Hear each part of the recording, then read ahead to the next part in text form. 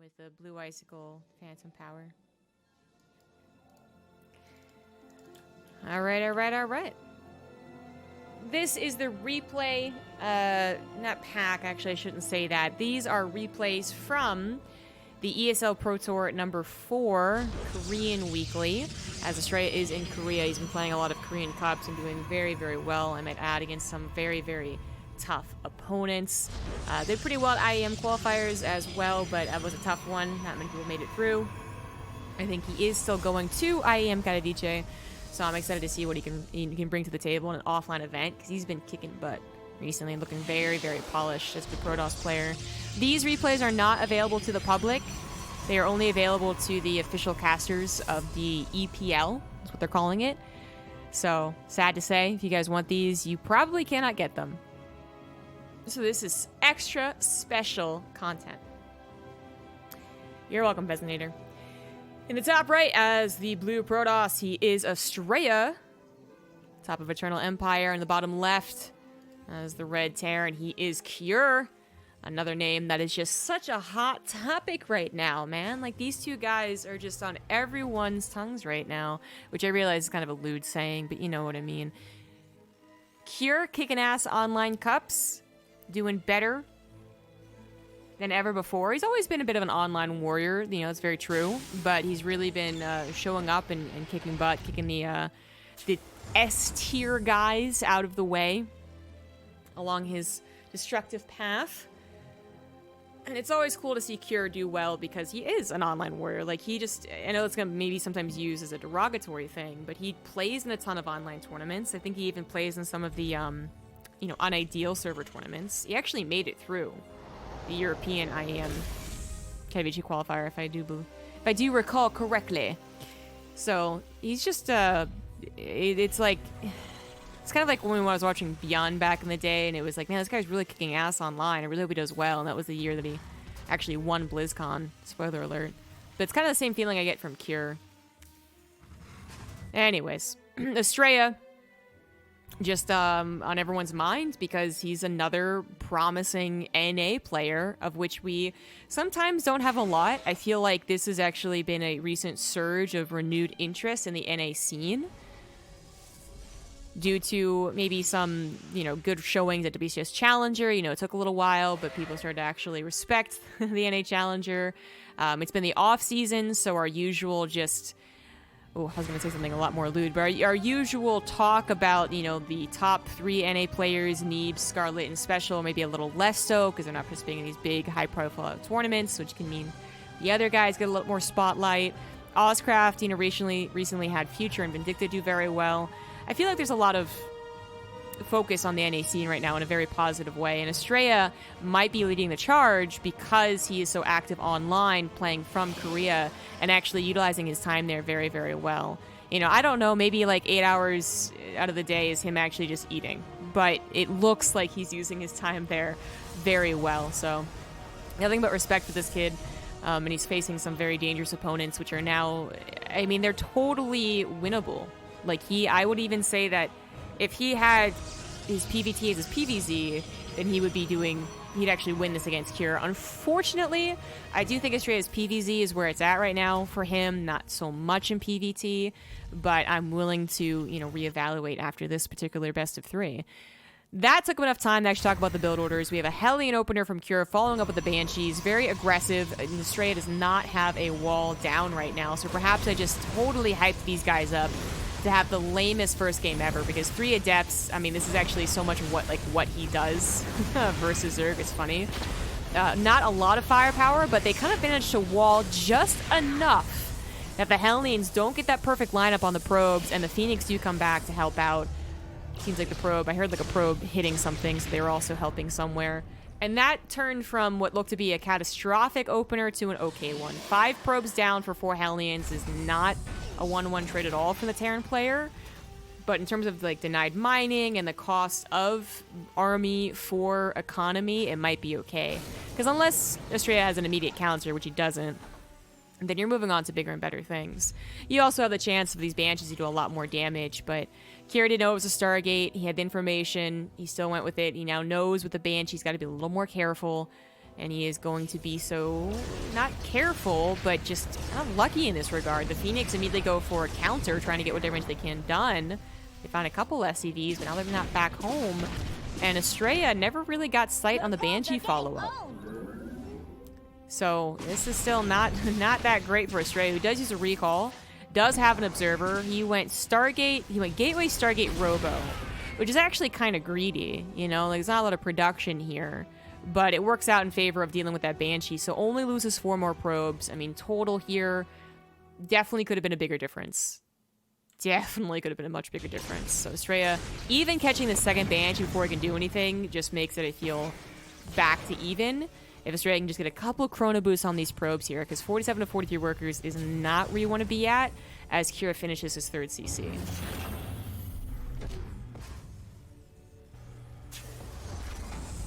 Robotics Bay. So going to Colossus. So we have seen a lot of Colossus builds come back. You know, some of the more standard ones that we would recognize even from Heart of the Swarm, right? Like 2-base Robo. That's been coming back. We've seen quite a few games of Stargate, Phoenix into Colossus. A lot of the times, though, we don't see, you know, the lack of 2 extra gateways is still, I would say, a bit greedy. But then also we don't really see double Forge. We see 1 Forge. I mean, there's definitely ways you can change things around here. And oh my god, is that a fast fourth? Whew, okay, calm down. There's ways you can change things up here to make it just slightly better in terms of one thing or another, right? But as Cure did a Hellion Banshee build that I would say kind of failed at this point. I don't think it did as much as it was supposed to, because it's also supposed to be a lot of just chaos, and it wasn't that much chaos.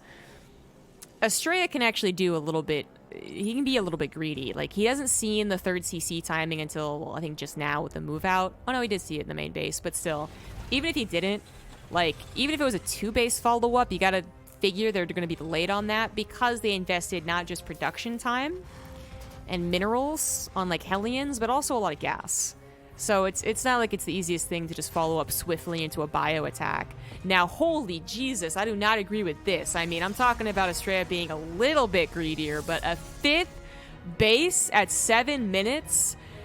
I mean, this is not even a thing you would do if you're going pure gateway, which, you know, Zest will expand aggressively with pure gateway double forge, but I mean, oh my god, even he wouldn't be this fast. Good gosh. That is insane. And it's not that he was, like, mismacroing and he just was like, okay, I gotta slap down something. No, I think this is actually what he intends to do, because he could have gone for gateways first. He could have gone for a second Robo first, because he's been baking a little bit of gas. This is so greedy. Funny enough, if Kira had gone directly to the 5th base, which, why would you? It'd actually just buy time and be fine.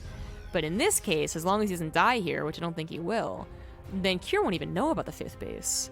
This is so crazy. This is, oh my god, I'm disgusted. This Protoss getting away with lots of things right now. Phoenix did fly over some of the bio, but the Phoenix count was never very high. Not so much that you would, you know, focus a lot on that.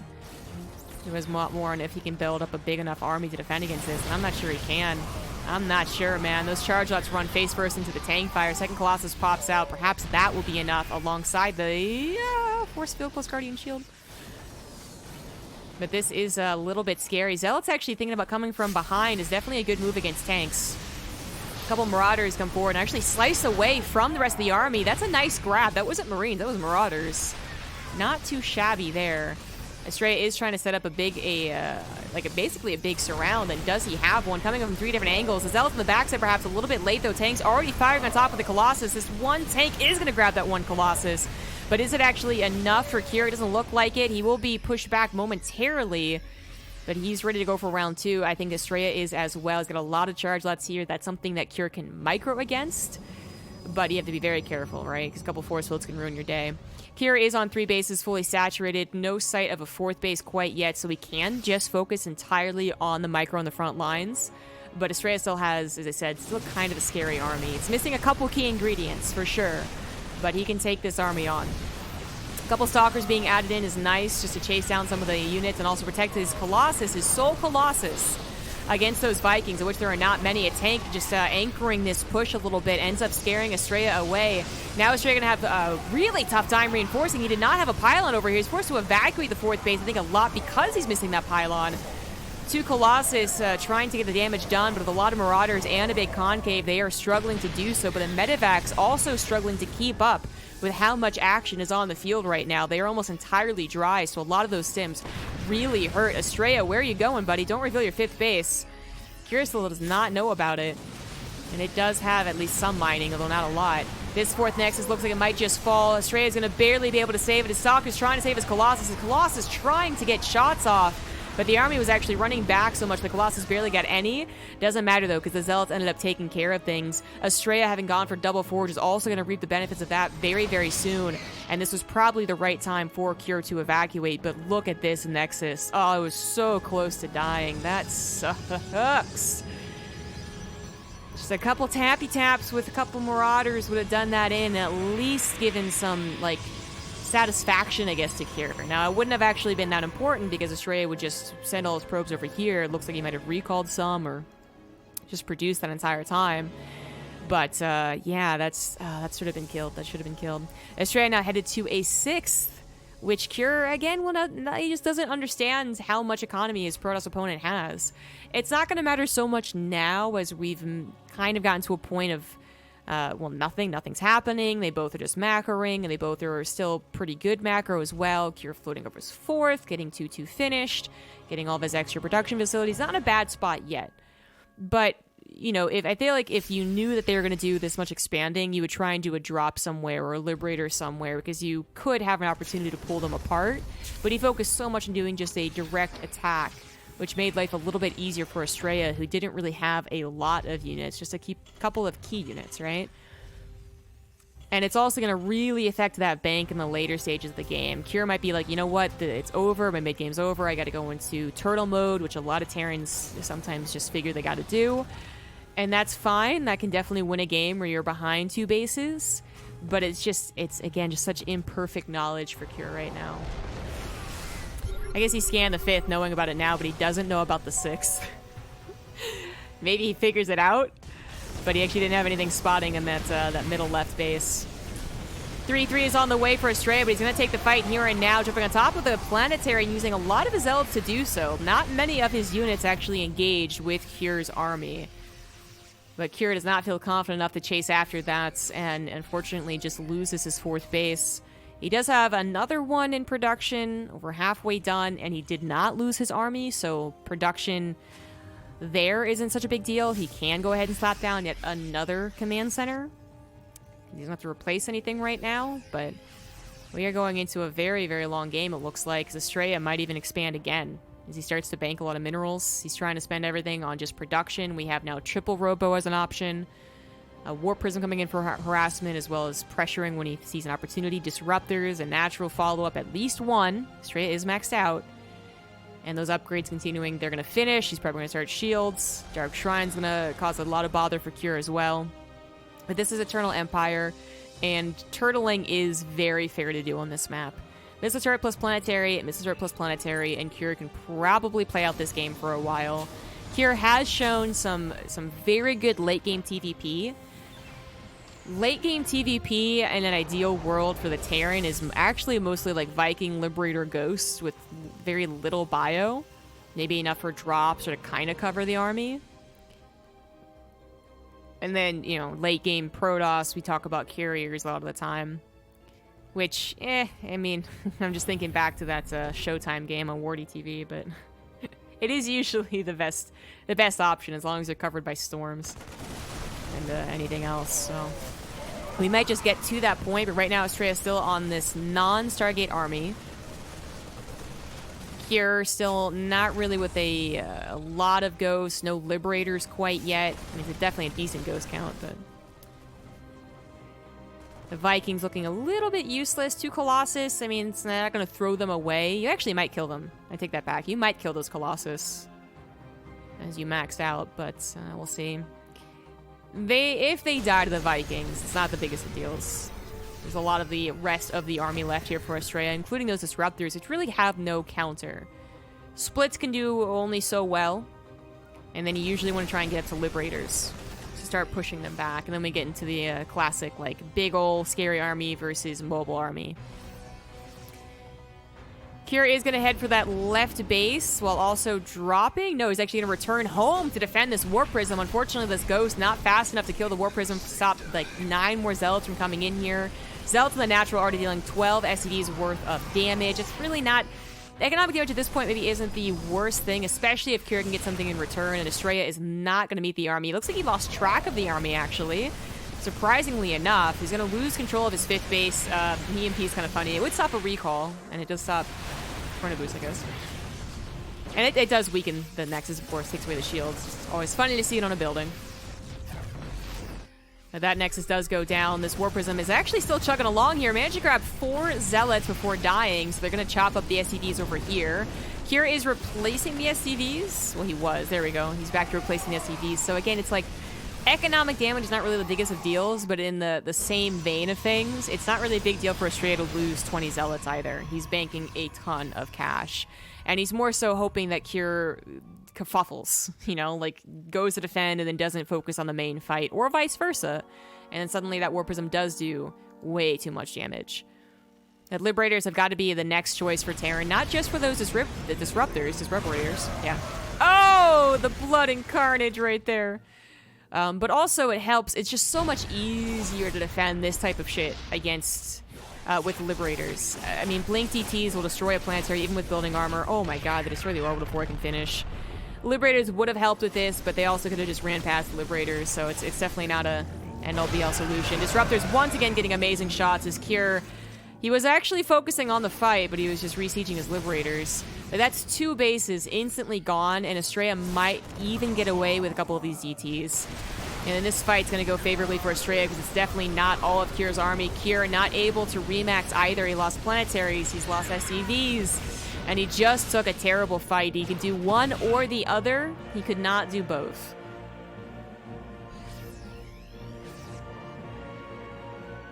It seems like it's going to be going very much so in Astrea's favor. Astrea with some pretty insane greed, man. Even the DTs, I mean, they get scans, but when they're 3-3 DTs and they blink on a bio army, they do pretty well. 6 Disruptors here against absolutely no Liberators now. Kira cannot even afford them. Does he even know the scope of the Nexus available? He knows he killed the top left. He probably figures you have that one. And this one is also just finished up here. This is the last stand here for Terran. Disruptor's gonna get not amazing shots. And they are, in fact, going to back away. Astrea not willing to give up this game, just throw it away. I don't think he's really capable of throwing it away, but we have seen some really silly throws before. And the arm supplies really aren't that different. It's a little, you know, it's definitely apart from each other, so it looks like it's smaller than it really is. The overall supply is not looking so hot for Cure, but he could still take a very convincing army fight. At this point, though, with mass gateways, 16 gateways, yeah, even a good fight for the Terran, an immediate counterattack wouldn't be enough. A little decent disruptor shot right there. SCV's going down to the DTs. More carnage. We have more units to the right side. And Kier actually, he has more defending that than I think Astrea has attacking that. And that's just unfortunate unbalance of, you know, that can happen on for any race. But he's actually going to try and use this to get his surrounds. Maybe try and pick up a couple disruptors that weren't being paid attention to. Doesn't really find success in that. And actually, oh my god, you move away for 1 second. For 1 second. And that planetary went down. I don't even think building armor would have mattered, although he does not have it. Charge us on the main base as well, and Kier, how are you just not tilted off the face of the earth right now? I would just tap out of this game just because. Fuck this game. Now, it's not worth it. This is like the round of 8, I think. Like, but he is not willing to tap out. He's like, I'm going to catch you trying to move in, and I'm going to take a really good fight, and that'll bring me back. And that is the only thing that can happen right now for Kier to potentially win this game. Oh. Losing some frames for some reason. Please no. Please, internet, please.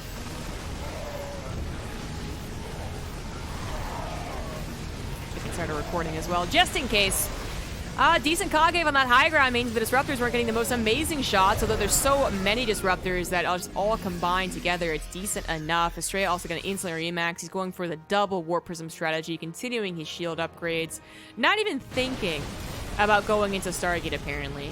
Maybe he thinks that's the one way he could throw this game, and sometimes it's hard to argue that. You either caught mid-transition, so you don't have enough air to really matter, or, yeah, again, that Showtime debacle, losing 12 carriers because you weren't paying attention to them can also happen.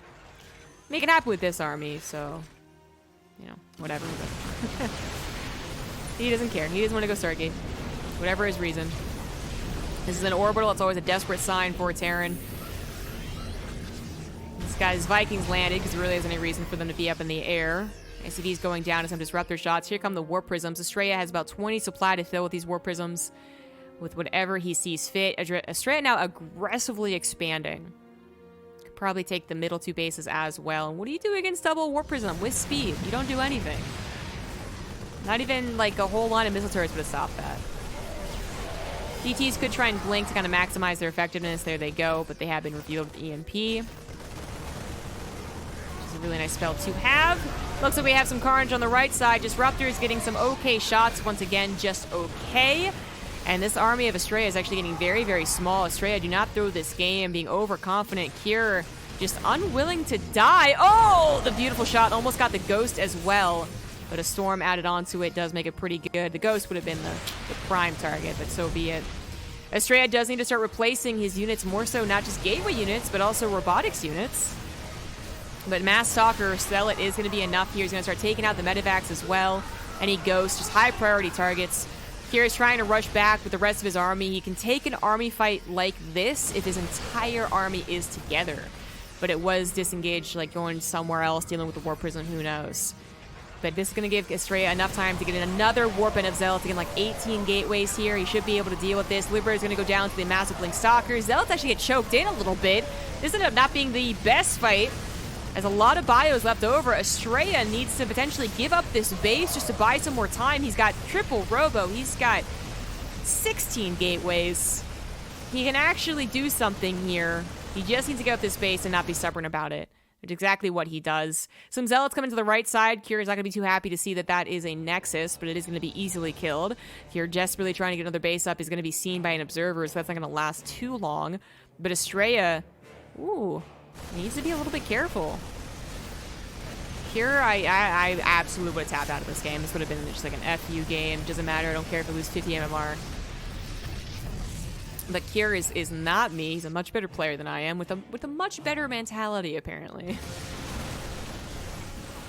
But what are you going to do when they start swapping up the technology? That's always the scary part here. They go into Colossus after you stop making Vikings. You can't really afford to tech swap alongside them, and then just continued run-bys with whatever he has left. Some Zealots to the right side are a pretty nice pickup.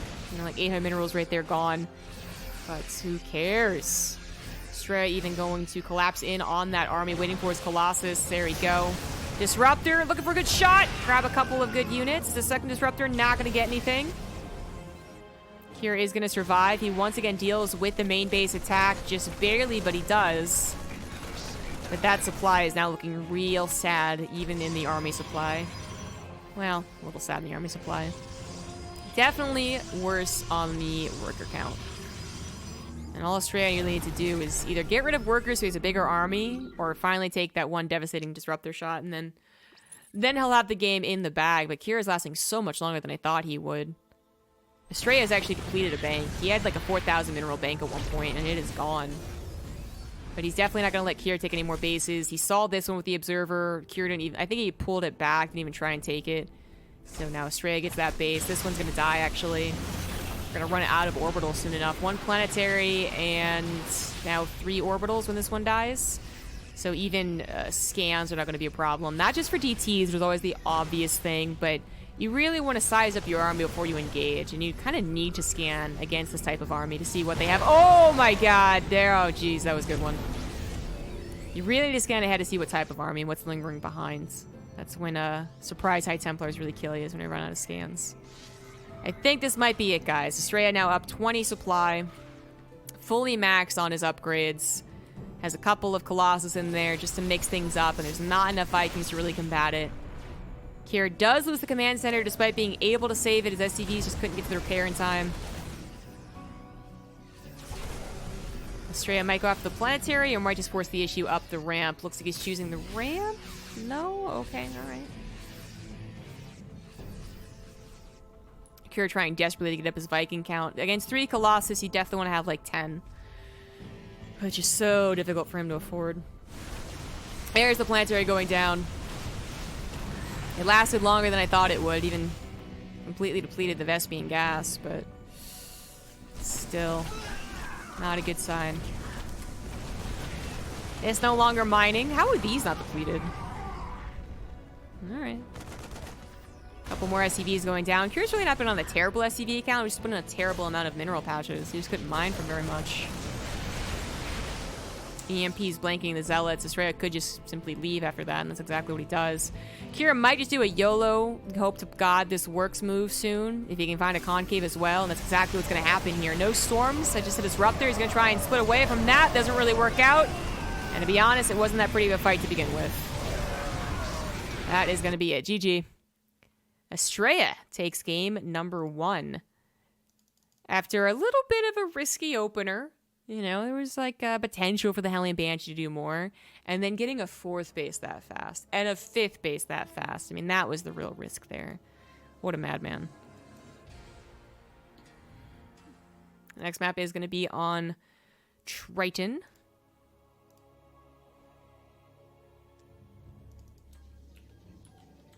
In the bottom right, up 1, he is Astrea. In the top left is the Red Terran. He is Cure. Not necessarily getting the fairest of shakes in that game for the last 15 minutes. Once his pressure stopped, and it was good pressure. He did have a fair shake at that game from the beginning, but once the pressure stopped around, what was that, 12 minutes? Not even. He really quickly lost control. I mean, you can't really blame a Terran for going into their shell and turtling after that mid-game type of stuff. Especially on a map like Eternal Empire, when sometimes that really is just the better thing to do. I think sometimes it has to do with, like, okay, I've lost my momentum, it's the thing I have to do. Sometimes it's, you know, it's a little bit of, like, it's Protoss, I have to do this. You know, there's definitely some of that sometimes. But perhaps that was the exact wrong option in that specific game because Astrea was so aggressive with its expansions, and Kira could have done some magic drops here or there everywhere and really pulled him apart. I'd say lack of scouting, while wasn't the determining factor of that game, was still a big chunk of why it went the way it did. Just misinformation is always bad. And we watch games where there's a hidden command center and it actually ends up being the closest, sickest game ever. And it's like that 3rd command center that was hidden doesn't even matter. But of course it did. I'm thinking back to Leonok Jakshi, if anyone's that old in StarCraft. I know a lot of you guys are, but that was a brutal game for me. I really enjoyed watching Leonok, and Jakshi was this like upstart little punk Terran who wasn't even supposed to make it to the GSO finals. Leonok was dominating MLGs, he was showing really cool styles, his CBT was great, and this little punk starts things off in game number 1, GSO Finals, best of 7, by finding both of Leonok's overlords and killing them right off the bat. It's actually kind of a dramatic story, really. Those first 4 minutes of the tournament, you were just like, oh damn, oh shit.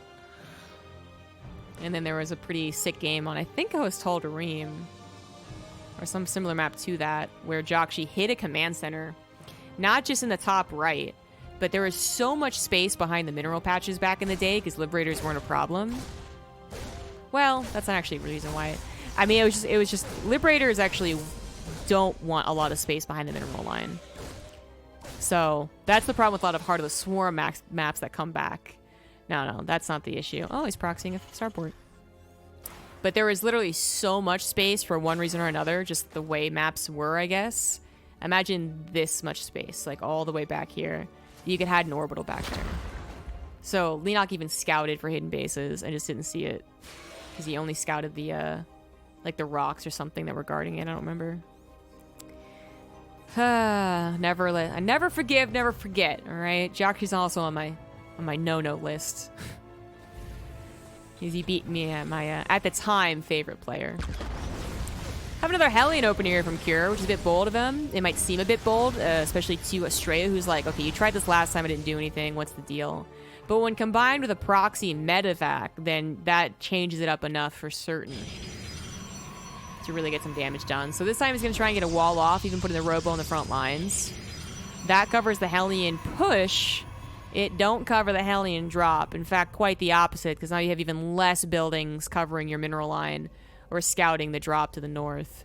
Although, speaking of, perhaps aware that this is still a somewhat common thing when you see Hellions. You got to worry about the medevac coming in, either proxied or not. He does put 2 pylons down just as the medevac comes in, but does he have enough units? That's another big question. Only 2 stalkers right now. The probe's completely vulnerable. Going to send themselves off to the left side, split at the last second as well. I mean, it's decent enough attempt at that last second emergency, but 14 probes, 15 probes already going down here. He might just grab the medevac, and that would actually be a decent way to bring himself back into this game, but he doesn't even do that. And the Reaper grabbed 2 or 3 more probes down in the natural. That was exactly what Cure was hoping for. And if Astrea, yeah, you know what? Just GG out of that one. All right, super simple, clean, and easy game for Cure. GSL champ, everyone forgets. Yeah, Jakshi, and then Sniper. See, like Sniper's not even a forgotten champion. He's just a terrible champion. I'd say the other forgotten champion is Roro, who was kind of like, he was on my meh list.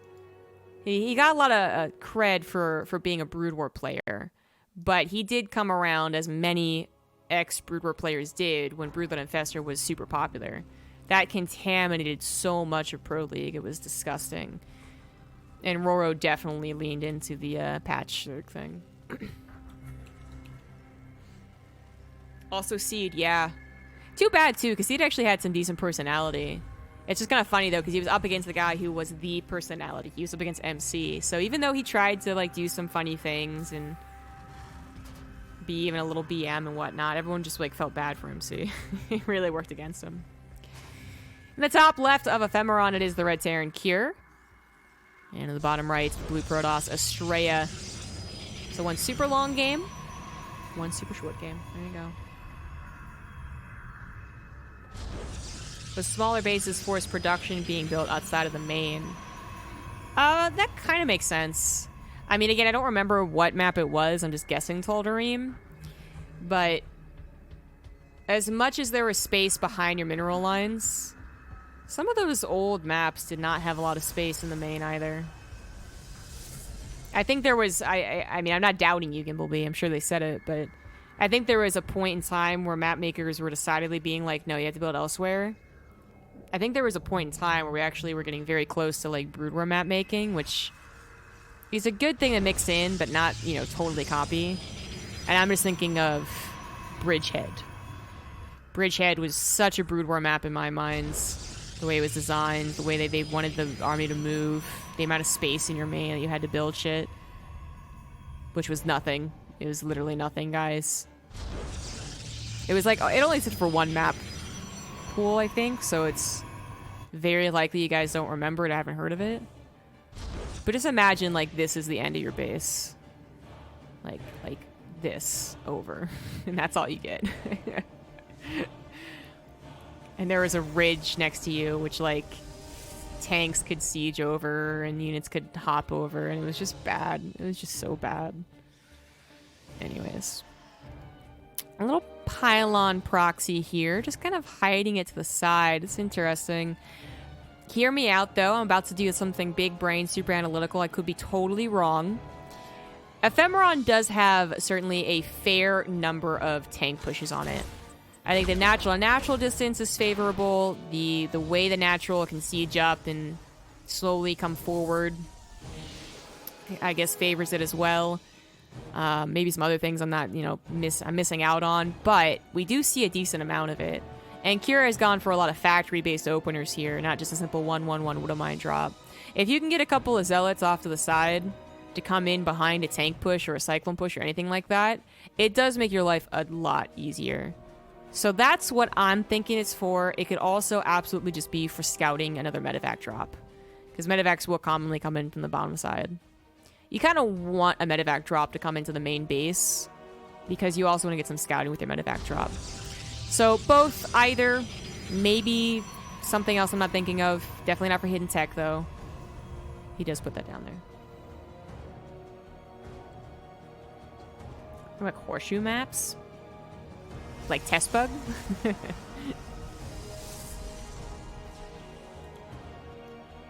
Two bases were close. Many rocks between them, so you either had to remove them or walk a long way. There's a lot of maps like that. I mean, Shakura's Plateau was actually... Did it go through 3 different versions, I think? Because this is also back when maps were not... Like, all of our maps now are all 2-player. That's just a fact. But back in the day, there was a lot of 4-player maps. And you all... Like, back in the day, people were actually getting better at the damn game. Because 2010 Wings of Liberty was a laugh. It was terrible. So you had not just changes to the map, because they also did not have a lot of maps. They used the same maps for a very long period of time.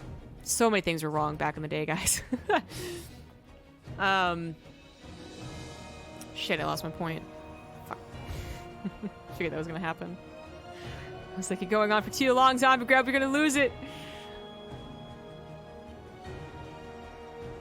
Yep, I forgot it. Medevac drop coming in. This is something Astrea scouted. You see a Woodamine, you're gonna switch the Woodamine drop. These units are coming in to respond. We got 2 Hellions in the natural as well, or Hellion and Reaper. Medevac drop's gonna actually stop. See, I guess size things up with the Reaper Hellion, and then go, or just not go at all. Oh, I remember. The end of that sentence was supposed to be they also had to start. No blink.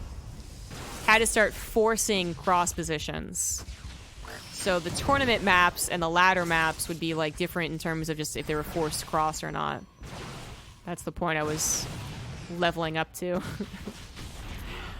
Woodamine drop tries to find something. Unfortunately, with the loss of the medevac and the Woodamines, 5 probes isn't really worth it, and whatever chaos kind of ensued there. Astrea should go immediately back into even a couple chronos, perhaps on his probes, and get fully saturated on 3 bases. Double forge, mass gateway style, perhaps something he wanted to do last game, but was unable to do. That pylon, by the way, also really worked out for scouting that medevac. Another Lucent Phoenix, the benefit of getting a very early sentry. Seeing that follow-up, kind of an expected follow-up. It is a Woodamine drop, I would say, what, 9 times out of 10? If not literally 10 times out of 10. It's the triple racks, double tech lab upgrades. I think more so if you're searching for maybe like a fast third, I guess could happen, right? Faster third on location maybe. How fast are they into Widow Mines? Could be a thing. I'm gonna guess most of the medevac timings are quite similar though. It's actually a Raven, so maybe this wasn't the... Maybe this was a different medevac timing, and it's good that I think that he scouted it. Oh, barely didn't get that pylon. Aha. Gotcha.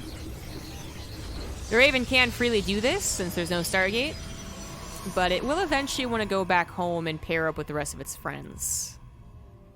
And now doesn't have any energy as he does the push, so I'm not sure that auto turret was actually worth it. +1 is on the way with Marauder slow for Kira, but Astrea already has his 1-1 done. Already shocking out with his Stalkers already with a ton of Zealots, plenty of Force Fields, and a Guardian Shield. I do not expect Kira's attack to actually work, but you kind of gotta try. You gotta try, you gotta micro, gotta hope Woodamines get a couple good shots. Stalkers coming from the backside, already blinked away, causing a Woodamine to not get too great of a shot. A couple pylons coming down. Again, some reinforcements from behind, some later run-bys, and just good drop scouting. Astrea not gonna have that last game happen again. Reaper's still alive, gonna help out this auto turret. As that is the choice. The Raven is usually on the front side with this army, going for an anti-armor missile. Not this time, and those force fields were actually maybe not the best. They kind of worked against his house for a little while there, but this time they actually do help out, forcing the army to split sideways. This is where a heavier kind of Stalkers is usually better, but the Stalkers had to go home into the main base to deal with the Raven, which they are going to take out the Raven. That's a pretty expensive loss. It's inevitable, I would say, to lose their Ravens, so I can't really, I'm not blaming Cure, but you gotta wonder if there's an anti-armor missile or if it had lived for a future fight. We'll see what happens. Maybe this fight's gonna be it. I don't think so. Astrea is gonna win it, but Cure should be able to escape. He's got 2 new medevacs, and that's what he was sorely missing for the rest of the fight, was medevac healing. Astrea desperately trying to warp in as much as he can. Sentry's getting a little low on that energy. A couple of Zealots looking to just distract Kira could be the secret to really, truly pushing this back. As Astrea's supply is struggling here. A couple Wood of Mine's going to get some decent shots on the Zealots. All of the Zealots are now gone or close to it. The Zealots absolutely do find a nice little place for some harassment, but is it going to be enough? Kira not really paying attention so much to that. He still wants to grab whatever he can on the front lines. 2-2 going to finish eventually for Astrea, and that's going to really change things up. He does take care of the Zealots. They only got 5 SCVs. But I'd say more so it hopefully gave Astrea a break to get some units here. And Immortal might actually be a great thing to add in. But it looks like not the case. In fact, he's having to use his Chronos on his Warp Gates instead of his upgrades, which is not ideal. He does have his 4th base up and running, and he does have Zealot to the left side, making sure this doesn't actually do any damage, but also coming in for a big ol' surround. Guardian Shield is popped. Blink forward to take out a couple of medevacs that did have some energy, and this is going to be the cleanup, finally, maybe? It's all before 2-2, but a couple of great force fields. Good pickup there from the medevac, and an answer. Oh my god. The immediate counter on that blink was pretty sick. And most of the Stalkers even survived. But the Zealots are starting to run really, really thin, and there's still a lot of bio left over. And now 2-2 is done, but all the sentries have used all their Guardian Shields, all their force fields. Is this actually it? Cure, with the relentless pressure, doesn't care that he's down 2 upgrades. He might just win it right here, right now. Astrea never getting enough time to really get enough units to entirely push this back, has fallen to the relentless pressure. This one last sentry has a force field. It's going to try desperately to use. The Zealots are buying most of the bio shots, and this is where the Stalkers actually look really damn good. They can even go after the Marauders right now since they're so heavily stimmed. And Astrea will barely hang on. Oh my god, okay, it's not over. Just kidding, it's not over. Both players on that ideal number of bases. Astrea has been mining from 4 for a while, maybe a little lower on the probes than he would like. He's going to get that count back up, and he has started 3-3 about as soon as possible, where Cure actually forgot +2 armor when everything was going on. And he had to deal with harassment, and he just had to keep on focusing because he was so close to breaking Astrea's back. But I really liked that last engagement just because it highlighted how good Stalkers actually are. It's not just for killing medevacs on the retreat. I think he wanted to force field the bridge so he could buy some more time, but missed opportunity, going to lose a sentry and a Zealot. Zealots coming into the right side are going to be, I think, entirely taken out by these 2 Wood of Mines. They're already a little weak. 1 Zealot survives to do something. You go, little Zealot, man. You go. You do your thing. But the Astrea is still down 20 army supply. He doesn't really have a lot of flexibility to go into any more technology. He is trying to add on a second Robo, and I gotta imagine he meant to add a Robotics Bay for Colossus or Disruptors. Either one would be a blessing right here. Some Zealots are going to catch the reinforcements as Astrea realizes that might be a better use than trying to harass that 3rd base. I think he's also kind of knows. I mean, it wasn't actually scouted, but Astrea might know that Cure is still on 3 bases. Oh, this is basically going to take. So that should be a bit of a relief, because he's definitely not reaching for a 5th base anytime soon. But he could have a big old surround coming through. Cure's reinforcements see the Zealots on the backside, though, and there's just so many Wood of Mines. But it's going to be kind of an awkward fight. The Wood of Mine field is here, but the rest of the army is over to the left side, but that doesn't mean the 4th base is going to go down. Still so many Zealots going to go down. Oh my god, how many Zealots is that? 33 Zealots! 33! Oh, Cure better keep making those Wood of Mines, man. This is an army that is going to be very vulnerable against not just Wood of Mines, but also against ghosts. And I'm afraid for Astrea, I think he really needs to up that Stalker count and maybe focus a little bit more on getting to those Colossus. The Robotics Bay finally comes down, but he's taking a fight where maybe he really shouldn't. There's so many Zealots, and Cure not immediately microing, loses a chunk of his army to the north side. Going to try microing now back to the base, revealing where his base was, and maybe the amount of Zealots does work. They do have 3-3 after all, against an army that only just recently finished 2-2, and wow, did that snap back quickly. Astrea with the mass Zealot strat. I mean, a couple Wood of Mines would have done wonders. I think that was the weak point of Cure's army. His EMPs also were not plentiful and didn't actually hit, I think, a lot of the Zealots. They hit the heart of the army, and then the Zealot charge kicked in. So they kind of hit the middle of the plains. Like, they didn't actually hit the army. Ooh, what a close game. Astrea also finding enough minerals behind all those Zealots to go for double Nexus here. And he is trying to make those probes. It's going to be Disruptors, not Colossus. I think either option would have been fine. I would say Disruptors might even, in a way, be a lot riskier. Because if you're talking about, there's very little vision right now. I mean, this Observer's... No, it's a Zealot. This is Zealot's here, but there's very little vision, and we've seen a lot of games on Ephemeron where, like, the Protoss kind of gets a little ahead of itself and goes in the middle of the map and gets fully surrounded, where Disruptors do very poorly. I mean, Colossus also do poorly when surrounded, but maybe a little less poorly. They're a little more reliable. But if you can get that number up to 4 or 6, which it looks like Astrea will be able to do, I think Kira is not quite on his way to Liberators. In fact, only grabbing that 4th base right now, and it's not even... I could have sworn I saw him throw a 4th command center down, but I guess it was canceled. I wouldn't be able to look unless it was killed. I thought he threw one down, but if it was canceled, then so be it. That is actually his main, and it's not a very safe base to take. Kira almost entirely mined out of his main and natural. He's now slapping down a base, but is it too late? Disruptors are here. EMP does not work against them. Good splits towards the end of that fight. I think the Disruptors are all out of juice. That's not all of Astrea's army, though. He has a huge run by. Like 11 Zealots right there going for an attack on an orbital. That's going to be a lot of dead SCVs, and Disruptors are still alive, so just buy some time, wait for their cooldown, and more Disruptors are a-coming. Zealots do find the heart of the SCVs, but you know what? Yeah, there's some decent amount of bio left behind. Unfortunately, the SCVs do still have to use themselves to survive.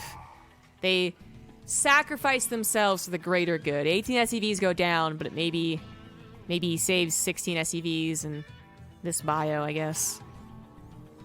That might have also just simply been a matter of time.